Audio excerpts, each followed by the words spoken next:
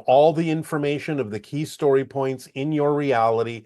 You can read The Hero's Journey by Joseph Campbell. You can read almost any book written about writing screenplays. They all touch on the idea of the resonant points of story structure that exist within your psyche that need to be accessed when telling a story so that the story rings true within your mentality, within your psyche. So refer to any of those kinds of books to explain the concepts of story structure.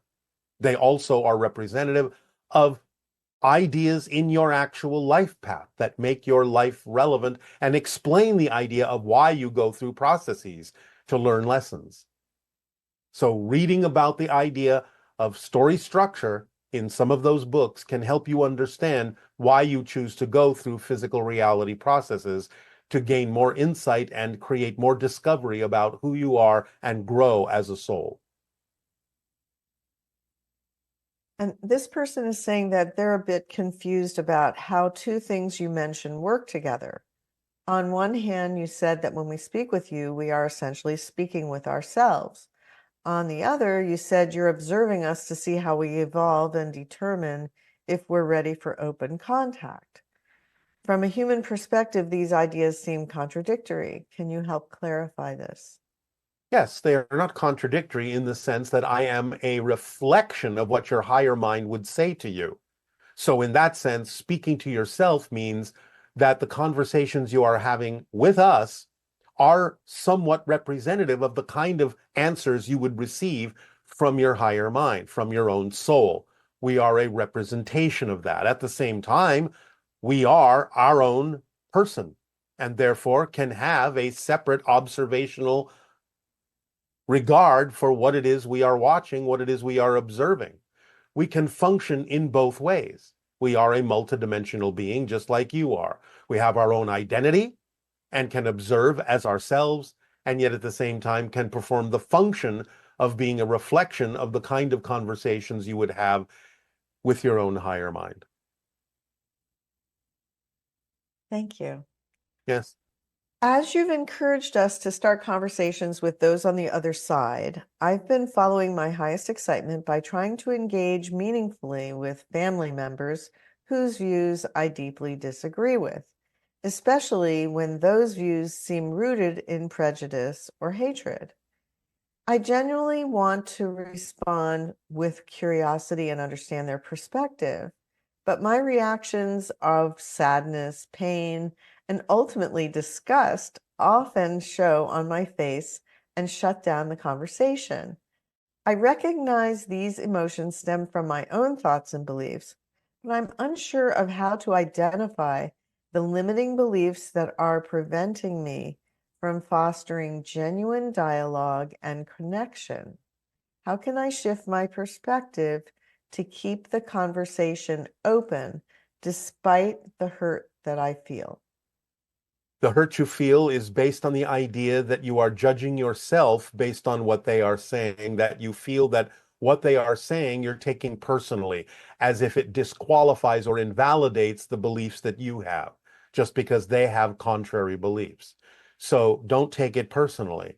Allow yourself to understand that they can make whatever statement they wish to make. It has nothing to do with invalidating the beliefs that you hold to be true for your reality. So the only reason you feel hurt is that in some way, shape, or form, you are thinking that what they are saying is invalidating the beliefs that are relevant for your reality. Okay, and can you explain the concept of free will of others in the context of the multiverse?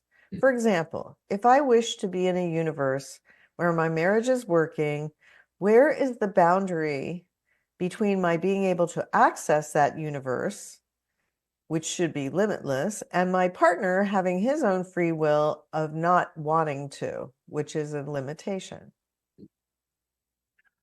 Well, it can be a limitation, but sometimes it's also representative of what is and isn't vibrationally relevant or compatible for someone's life path.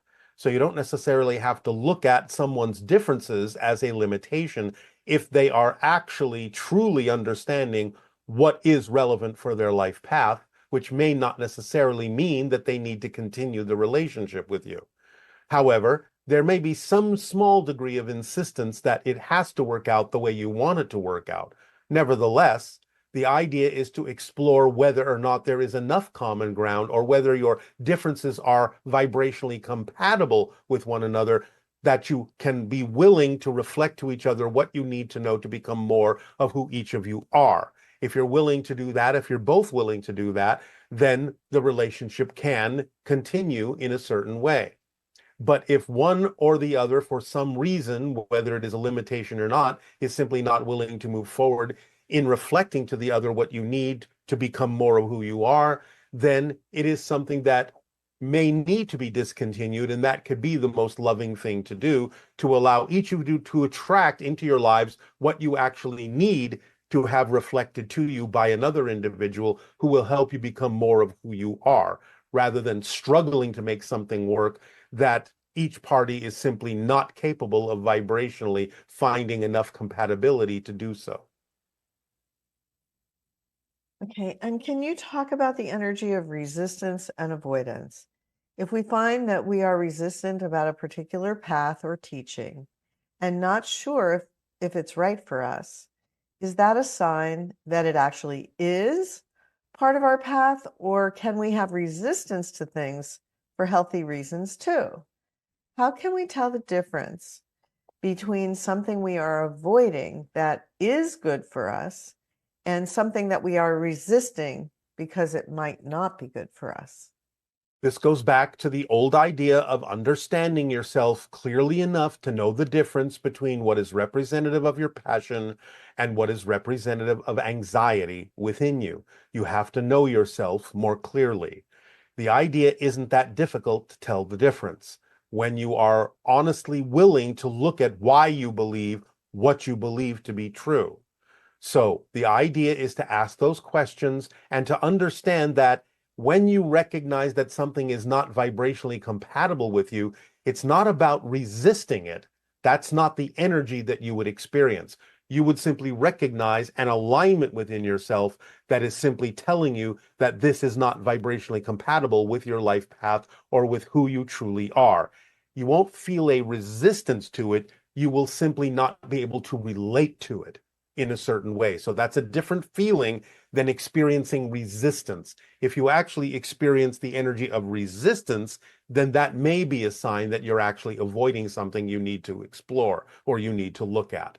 So the energy of recognizing something that is not relevant for you, not vibrationally compatible, is different kind of energy than the energy of resistance, which can build up in your body in a very different way. So if you find that you do feel that resistance, let yourself move forward a little bit to explore why that resistance is there, because you may be avoiding something that you really need to look at. If you get to a point in examining all that and exploring all that and looking within yourself more clearly and get to a point where you realize that it has been about simply not being vibrationally compatible all along, then fine. The energy will change from the energy of resistance to simply the energy of recognition that this is not vibrationally compatible with who you prefer to be. It will feel very different. It will feel more like a release. It will feel more like a lightening of your energy rather than the energy of resistance. Okay, thank you. Yes. Um, can you let me know where the monkey mind, the chatter mind, or stream of thoughts comes from? Those thoughts are constantly streaming through the mind, especially during meditation. This person just cannot calm the monkey mind down. Well, it comes from belief systems. It comes from the way you handle the belief systems that are fed to you by the subconscious mind, that come from the unconscious mind. Remember, the subconscious is the gatekeeper. The unconscious mind has all of the knowledge of all the beliefs that you will face, all of the challenges you will face in your life, to let go of beliefs that don't work for you. It feeds those beliefs to the subconscious mind, which acts as the gatekeeper and determines when you are ready to look at a particular belief, and so doles them out to you when you are ready to face and explore them, when you're ready to go through the process and the challenge of understanding how to learn the lesson from those belief systems and let go of the ones that are vibrationally not compatible with who you prefer to be.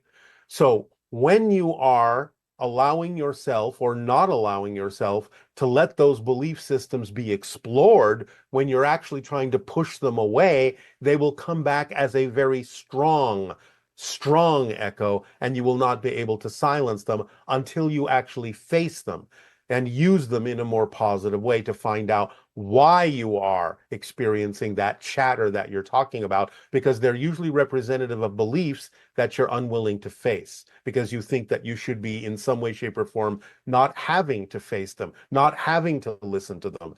It's important to listen to them to see what they're saying about the challenges and lessons that you need to learn from what is going on, what is echoing in your mind. So when you do a meditation and that chattering starts, don't try to get rid of it. Don't try to silence them. Explore them. What is this chat all about? Does it lead me to a belief system that I need to let go of or that I need to simply be aware of? So that again, it's a process of knowing yourself. So don't try to expunge them. Try to listen to them and explore them one at a time to find out what the chattering represents. Okay. By following the formula, being an example of love, compassion, joy, kindness, and service to all, while trusting the synchronicity of each moment, will this naturally lead us to the best possible outcome for first contact? Yes, simple as that. Yes. And I guess this may be a second part to the question. What if having an expectation was the reason for the action was exciting to begin with, or adds to the overall excitement? For example, if I'm planning to release a new song, part of what builds the excitement is how many people listened to it or liked it. I'm having a hard time imagining how I would be able to act on my passion for its own sake. I would really appreciate any clarity on this. Instead of focusing on the idea of the number of people, allow yourself to focus on the knowledge that the people who need it will receive it and receive benefit from it and joy from it. Don't focus so much on the number. Remember, it's not about quantity, it's about quality, as you people say. Therefore, get excited about the quality of what you are creating in its pure form, because you know that because it contains high vibrational quality, because it has been created from your joy, your imagination, and creativity, it will reach who it needs to reach and allow them to also match that vibration and experience joy and inspiration in their lives too. So focus on the quality, not the quantity. Okay, and this person would like to know, how do I know when I have truly changed my belief? I'm working on self-worth, and I can say I'm worthy and even believe it, but my circumstances are still the same. I feel stuck and I don't know what to do about it. Remember, it's not about circumstances that tell you you've changed. It's about whether you respond differently to the same circumstances that tell you that you've changed. It shouldn't matter whether the circumstances change. If your response to it has changed, you will still get a benefit from it by staying in the positive energy. This is why this is the fourth step of the formula and why it's so important to remain in a positive state no matter what happens. Remember, it's not about what happens, it's about what you do with what happens that makes the difference. So if you're expecting the outer reality to change because you say that you've changed, you are working it backwards. It doesn't matter if the outer reality changes, because the outer reality will have only the effect on you that is determined by the state of being you create. And the state of being you create is your response to that circumstance, even if that circumstance remains the same and doesn't change. It's your response that needs to change, your energy that needs to change, your relationship to it that needs to change, and is what determines you have truly changed, not whether the outside changes or not. Okay. And this person is interested in letting go of limiting beliefs. He says, or she says, I've been applying your principles recently and feel much better overall. I've noticed, however, that I still have limiting beliefs that I'm holding on to and want to explore them further to let go. This has been my focus for the past few months. Sometimes, though, answers don't come or the same limiting belief keeps resurfacing. How can I ensure I've successfully let go of a belief? What would be the sign that it's resolved?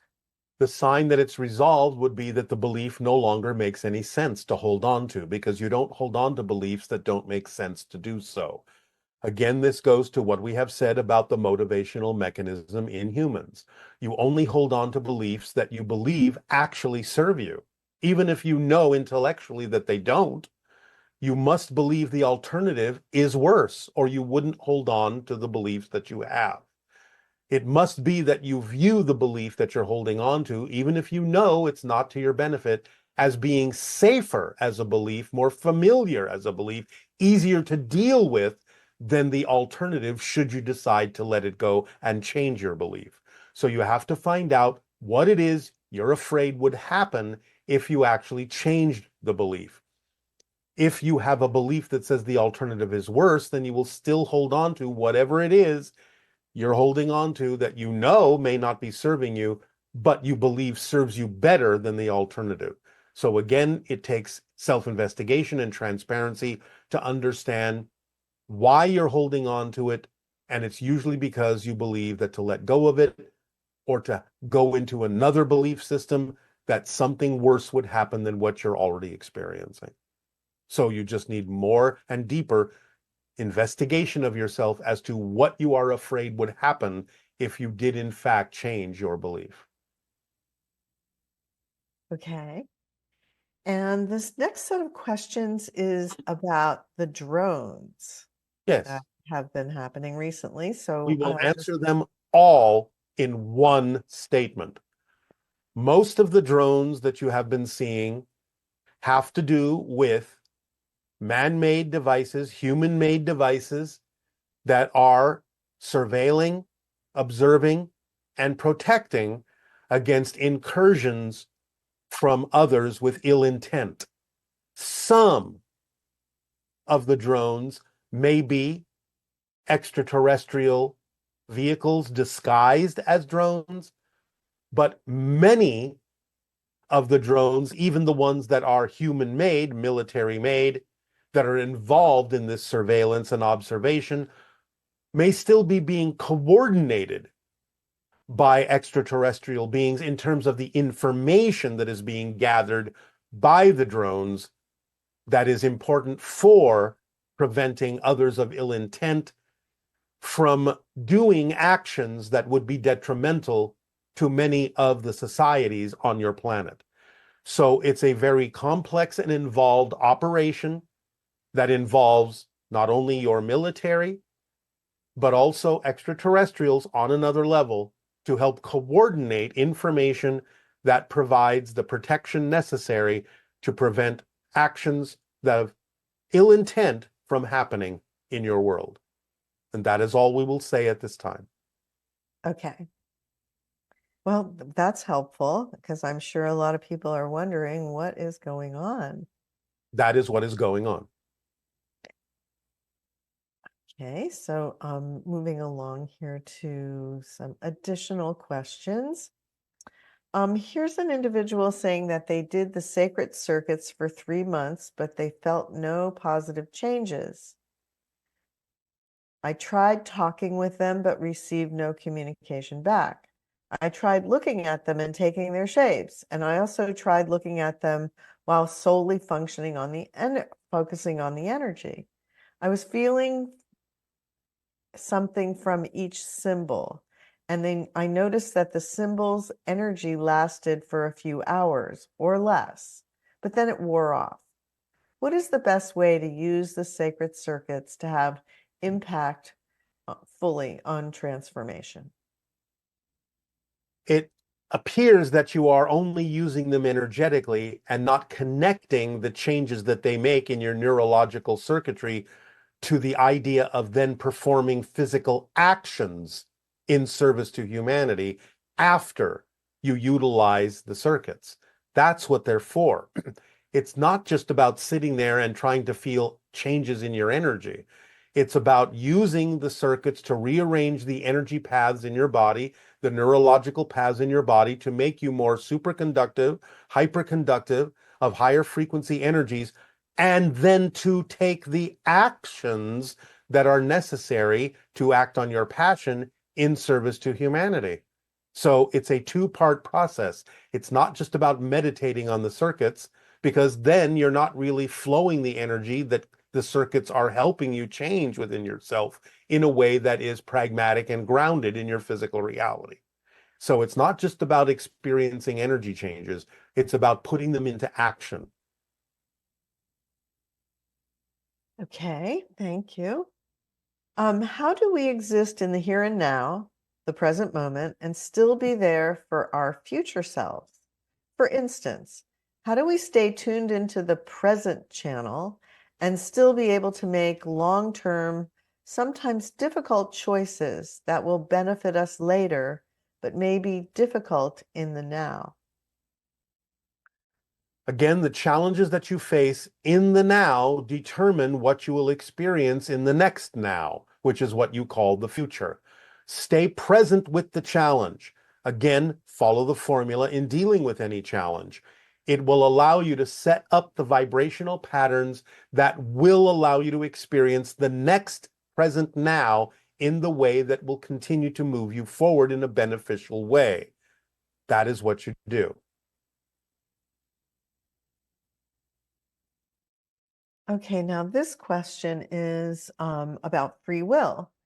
You teach us that we have some free will about how we will live our lives and explore our themes, and have given the analogy that it's like getting to choose how we walk down a hallway.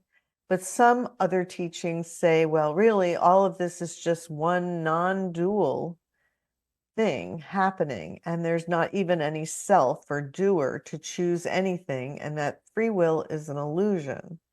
Can you help reconcile this? You have free will as a soul, you have free will as a physical entity. On a certain level, you could say that it is a non-dual experience, but on the physical level, that is not the case. Because you have given yourself the opportunity to have two points of view, that of the soul or the higher mind, that of the physical personality, you then have the opportunity to express different forms, different expressions of free will. The free will of the soul that chose the life path, the free will of the physical personality that determines how you will live that life path. So the idea that it is an illusion is true only in the sense that the idea of an illusion is simply another way of saying it's a projection that gives you an opportunity to have a certain kind of an experience. Many people use the word illusion in the sense that for some reason, just because something is an illusion, that it has no meaningful content, that it means nothing. This is not the case. That is one definition of an illusion in a certain context, but it's not the way we're using the word at all. The idea that your physical reality is an illusion doesn't mean it doesn't have the meaning that you give it, and doesn't mean it isn't a worthwhile experience that helps you learn lessons and helps you grow. It simply means it's a technique of consciousness projection that gives you a scenario in which you can learn those lessons and experience that growth and those processes that lead to it. So please do not misunderstand that when we use the term illusion, that doesn't mean it's worthless. That doesn't mean it's negative. That doesn't mean it doesn't serve a function. That's not the way in which we're using the word illusion. Thank you. This question is, has everything there is already been created? So how has everything there is already been created in all dimensions, and we are just experiencing it over and over again? But since we make ourselves forget, it feels like we're playing a new game for the first time. Or is all Yes. that isness still constantly expanding? As we have explained, in a sense, that is so. But the idea is that the structure, yes, already exists, all of it. It's your relationship to it, your experience of it, and your perspective of it that expands and allows creation to grow.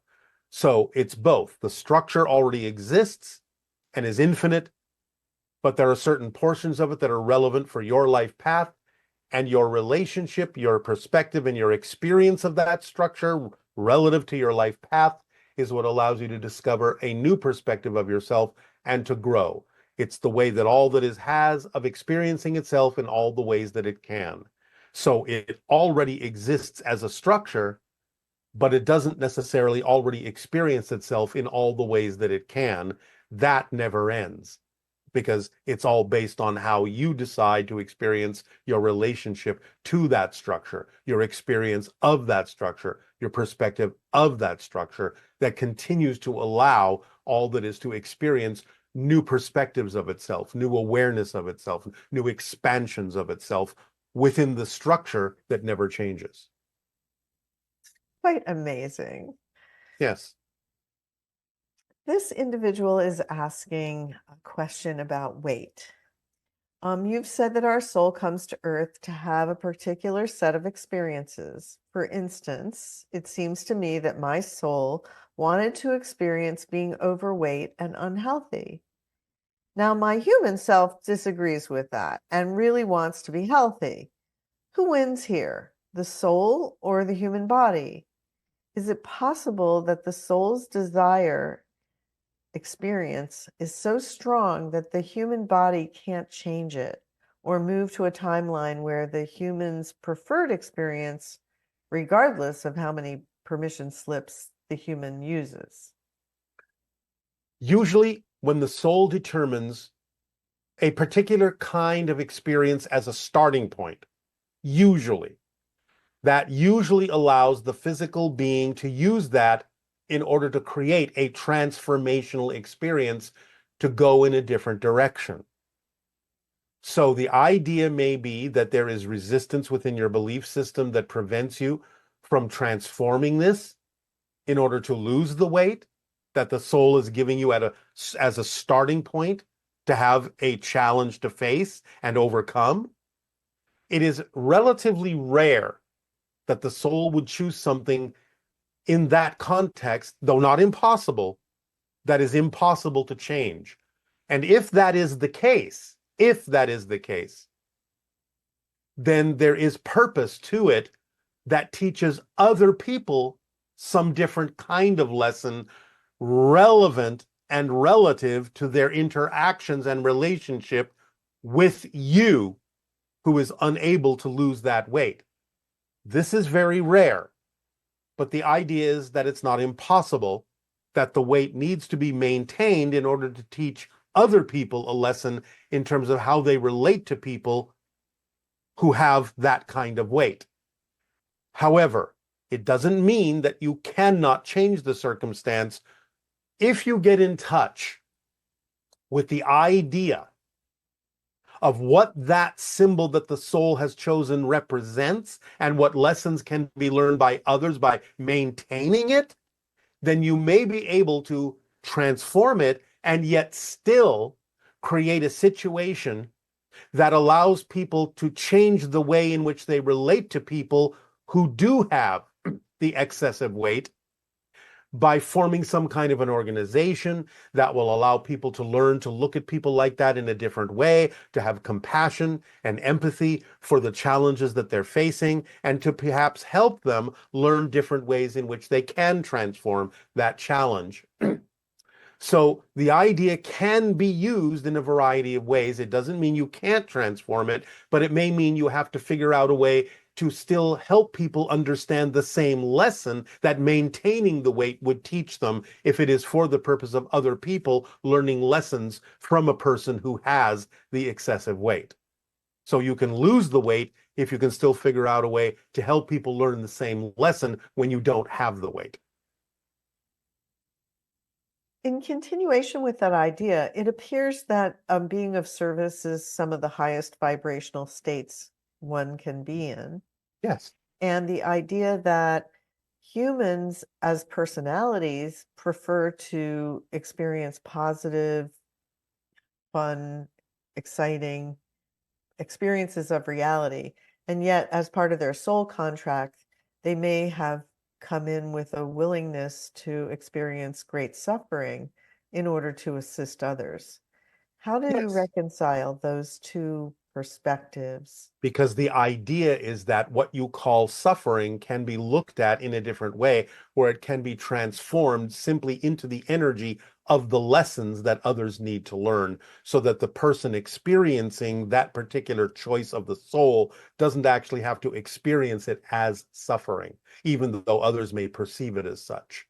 So this requires a great advancement of the energy of that person and the awareness of that consciousness to learn how to still give off the vibration of the lesson that others may need to learn through perceiving them as suffering while they themselves do not suffer. And perhaps an example of that would be what happened with Christopher Reeve when Yes, he portrayed being Superman and yes, then had that experience that changed his entire existence as a yes, personality. yes, that can be some of it. So when something like that gets to a point where it seems inevitable and it's unlikely to change, then it can be seen perhaps as a lesson for others to learn how to relate to it in ways that he may have demonstrated that allow him to overcome what most people would consider to be the limitations of that physical experience. So it takes a lot of vibrational uplifting in order to really understand these ideas. It takes the advancement of the energy of that personality to more closely match the frequency of the soul itself. Yes. Wow. And I guess the animals kind of demonstrate that because they're if they come from the angelic realm and they're willing to experience what we perceive they experience here on Earth, Yes. that would be a prime example of what you're speaking of. Absolutely, because they allow people to become more sensitive to the idea of what appears to be their suffering, so as to change things in terms of your relationship to the idea of animals, so that you can be more supportive, more loving, and more kind to them at the same time, learning how to do that for yourselves. They are great teachers. Yes. Um, if we are creating our own reality experience, and if things in our world, including you and other spiritual teachers, are part of the illusion of physical reality, how can we trust you or any teachings in the physical world to be accurate and not just more illusions or reflections of our own beliefs or something like that? This is what we said before. Many people on your planet are using the word illusion as if it has absolutely no value, as if it is simply nothingness, as if it is a trick, as if it is a deception. That's not the way we're using the word illusion. The way we use the word illusion is simply a description of the idea that what you're experiencing as a physical reality is a projection of your consciousness. Let me give you a simple example. When you go and look at a movie, in a sense, the movie is an illusion. You're not actually looking at people in real life, so to speak. You're looking at something that is a projection onto a screen. Yet the story has great value, can even be very emotionally moving to you, can help teach you lessons. So you could say, well, the movie is an illusion, but it has value, it has worth in the experience that you are taken through by watching that movie, by relating to the characters in the movie. Again, another form of story. So the idea is not to invalidate the concept of the word illusion in the context that we are using it. It's just a way of describing that you're using a particular device to experience the meaning you're giving into life, the experience of the lessons you need to learn from life, and the processes that you need to experience for your soul's growth. So it's up to you to determine through your synchronicity that what you've attracted yourself to In this experience, whether you are understanding it to be an illusion or not, is simply your way of reflecting to yourself what you need to know to determine what's true and what's not true for you as a being. So please do not devalue the concept of the illusion. It's nothing more than the device you're using, like a movie, to tell yourself a story that helps you learn lessons and helps you grow and helps you understand who you are relative to the big picture in life. Okay, thank you. The number of humans who are aware of your transmissions is small compared to all the humans on Earth. I might also note that those who are attracted to Bashar are somewhat of a different animal, so to speak, compared with the average humans. We are not exactly representative of the average human. In Echoes of Sedona, you seem to express that the timing and the style of open contact will be based on the responses of those with awareness of your transmissions. However, open contact will be global. Why is there so much focus on the choices and responses of a limited number of humans that interact with you, Bashar? Would the Interstellar Alliance councils not base their decisions on larger behavior patterns among an entire global population? We are to some degree laughing because you are assuming that we're the only ones delivering information. There are many beings delivering this information across the globe. We are simply referring to the kind of information that is being delivered, not just through us specifically and those that relate to us specifically, but those that relate to all information being delivered by a variety of sources and entities around your globe. So obviously, this is a global phenomenon because there are many, many beings like myself and other kinds of spirit entities and so on and so forth that are delivering and downloading information to many people on your planet. So it's not that you are only limited to those who know about this particular channeling or this particular source of information, but all similar sources of information around your entire planet. Okay. I have heard this person is saying that I have heard Bashar's voice around 7 or 8 years ago, and it made me uncomfortable, and I shut it down. I am now more comfortable. What has been the shift and why? Well, you have raised your vibration to be more vibrationally compatible with the information that we deliver. It's as simple as that. You've expanded your bandwidth, you've grown, you've learned, you've changed. And now, right now, at least, then the idea of our particular vibration is more vibrationally compatible with where you are at in your particular path. Okay. And why do you always say how exciting when even a person describes a negative experience they've experienced before? Can you include all reasons and tensions behind it and all facets of it? It is our attempt to encourage you to approach all challenges, whether you perceive them as positive or negative in your life, with curiosity instead of defeat, instead of labeling them negatively. The idea is, yes, of course, you can recognize that something may be created out of a negative energy, but by approaching them in a positive way with curiosity, by saying, oh, this is an exciting challenge. I recognize it may have been created from a negative point of view, but still in my life, I know I can get a benefit from it if I approach it from a positive state of being, a positive energy. So we are attempting to encourage you to approach all challenges, whether they were created from negativity or not, with curiosity to know how can it serve you and what lessons can you learn that would actually benefit you. That's why we say how exciting, because it's an opportunity to find your own self-empowerment relative to the degree to which that particular circumstance seems to impact your life. That's a direct one-to-one relationship to how powerful you are, to the response and reaction you have to the magnitude of that circumstance. Thank you. Yes.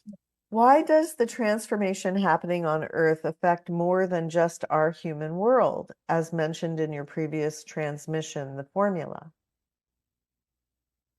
Why do the things that are learned in universities on your planet leak out to form information that is valuable to the entire planet? The idea is the same. You are a very valuable school, a very unique school. And the lessons that you learn can help many other civilizations because of the degree and depth to which you explore the transformation of limitation. So those lessons are noticed and recognized and observed by other civilizations who may be able to use the lessons you're learning for their own realities, their own life paths as well. All life paths are intertwined, not just the life paths of all the humans on your planet, but the life paths of all of the extraterrestrial beings that are also engaged with observing your planet. There is synchronicity in that.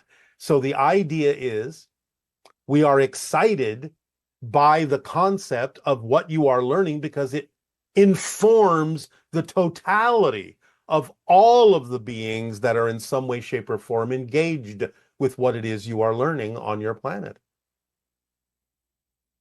Seems that the universe is very focused on learning.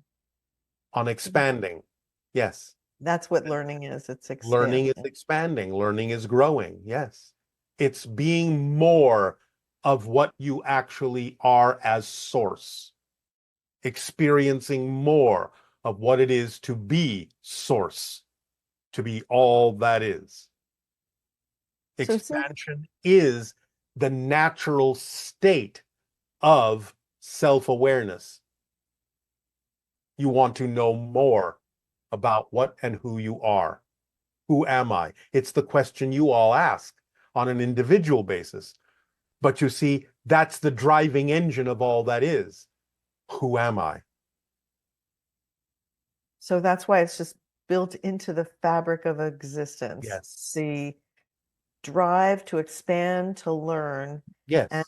the I'll universe put it is in a linear fashion, in a linear perspective. Again, this does not mean there was a beginning to this. But in order for you to simplify this concept, the idea is once you become self-aware, then the next question is, who am I? What is it that I am? I am that I am, but what does that mean? What is that experience? Who am I? And for all that is, the answer is infinite. So you experience everything, never ends. It never ends. Who am I can have momentary answers for all that is, but none of the answers are ever the end, are never definitive. There's always more because it's infinite. And so that's the natural forward momentum energy that you experience to find out, who am I? How do I grow? How do I expand? What do I need to discover? What am I? Who am I? It never ends. so as human beings, when we experience learning and an aha moment, those kinds of exciting experiences, there's some sort of a serotonin release that Yes. happens that creates a reinforcement of that idea. But Yes. that Now but that wouldn't be the just imagine a constant stream of aha moments for all that is, forever, constant. And you will have the smallest understanding of the degree of ecstatic explosion that all that is experiences in all of those aha moments of self-discovery, self-experience, and self-realization. it's wonderful that the universe is constructed that way. Existence is constructed that way. Constructed that way. It's really a great gift. It is the nature of all that is. Ah. Let's see, one last question here. You've said that we can change the past because we create the past from the present. But you've also said that one of the things that you'll give us is our full history. Yes. So, what is the point if we're constantly changing the past? Are there certain time periods that are more relevant to remember, and what time periods are not relevant? you will be given the history that is relevant for who you are at the moment it is given to you. That will reinforce the idea of your forward momentum. Understanding the past that is relevant for who you have become in the present is what will help you move forward into what you call the future. So the history you will be given will be the history that is germane and relevant for who you have become, that is capable of receiving that history. And I guess, well, this will be our last question. What is the purpose of all the information you share about ETs, hybrids, open contact, and similar topics? I've heard people suggest that that kind of subject matter is just part of the illusion of the world and could even distract you from truly waking up and freeing ourselves from suffering. But is it part of a process of awakening? It feels like it could be exciting and a step toward moving in a positive direction. Yet I sometimes wonder if it's better to focus on enjoying our experiences here, or if it's more important to prioritize fully waking up from the illusion altogether. Again, be cautious how you are using the word illusion. Nevertheless, yes, of course, it's important to be more realized yourselves, to focus on the idea of becoming more of who you are. You do not need us to do that. But it is possible that some people can use the idea of extraterrestrials as a distraction to keep them from actually being who they are. Again, anything can be used in a positive or a negative way.